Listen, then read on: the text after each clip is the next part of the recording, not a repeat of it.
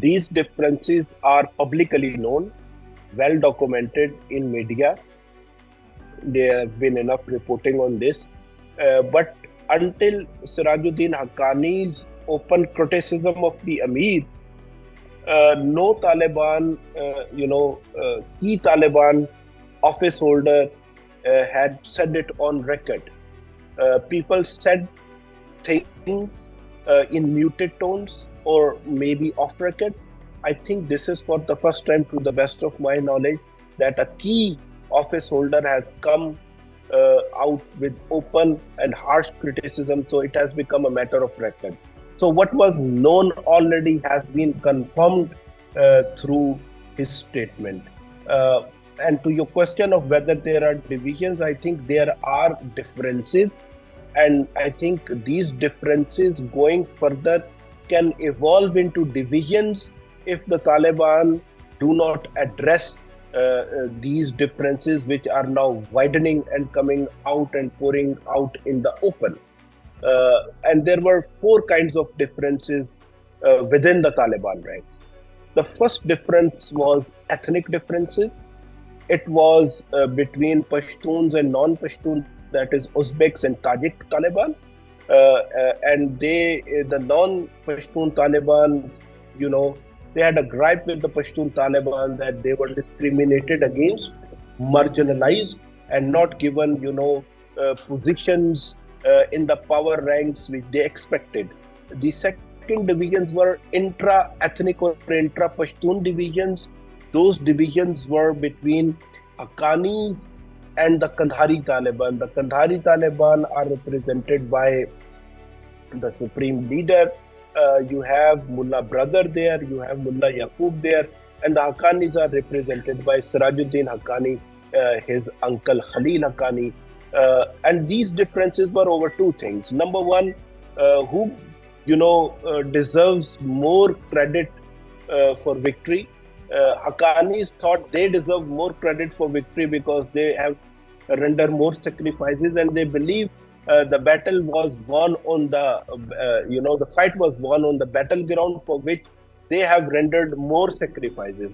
On the contrary, the Kandhari Taliban believe that America left Afghanistan, which paved the way for the Taliban's victory due to the Doha negotiations, which the Kandhari Taliban spearheaded under Mullah Brother. So one side is saying battlefield victory is important, the other side says no, Doha agreement is important. And the second difference, which overall becomes the third difference, is on the power divisions. Kandharis believe that the Haqqani Taliban got more positions in the cabinet disproportionate to their size.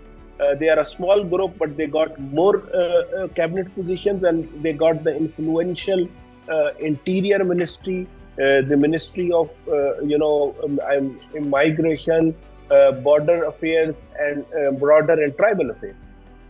On the contrary, the Haqqanis believe that the Kandharis got away with most of the position, more than 20 positions in the cabinet. So on the power division, there is an ongoing tussle between these two groups.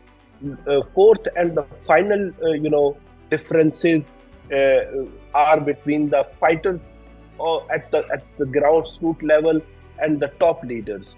The top leaders have somewhat become disconnected from the fighters on the ground on account of security. They believe that they cannot mingle with their fighters the way they did during the fighting days. The fighters are alienated, because what they expected as a result of a victory, they did not achieve that. For instance, war booty. For instance, they wanted to take revenge. General amnesty was announced against the opponents, and they didn't get to take their revenge of the killings of their relatives or whatever other differences they had with the ex-government or the officials of the previous regime. And in terms of financial compensations, if you look at the Taliban ruled Afghanistan, it is worse off than what Afghanistan was under the Ashraf Ghani regime. At least financially, it was relatively better off. so they didn't get the kind of financial compensation they expected. And as a result of that, there is a disconnect between the Taliban fighters and their top leaders. So these differences exist, and with Sirajuddin Haqqani's statement, if a serious effort within the Taliban ranks is not made to bridge these differences, I think they can turn into open divisions as well. The Taliban are, which is a network of networks, decentralized, or a conglomerate of various, political, tribal, ideological factions. One cannot rule that out, but it will be too early to suggest that now. But if we take past as an example or a guide, then we have seen that the only Hazara commander of the Taliban, Maulvi Mahdi, who defected last year over some differences, the money that was earned from the coal mines, he went back to his area. The Taliban, chased him.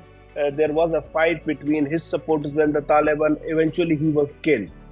We also have examples of, the Uzbek Taliban commander Makhtum Alam. When he was arrested on some charges, his supporters, the Uzbek supporters, they protested against his arrest. Taliban sent some, fighters to quell that, if you want to call that an uprising or a rebellion, and there were some, minor level clashes there as well. So while no major clashes have taken place, but these two examples point to that direction, that if the differences become unbridgeable and each faction has to guard their own local interests, then I think, one cannot rule out that, these divisions can turn into violent clashes, armed clashes between various Taliban factions.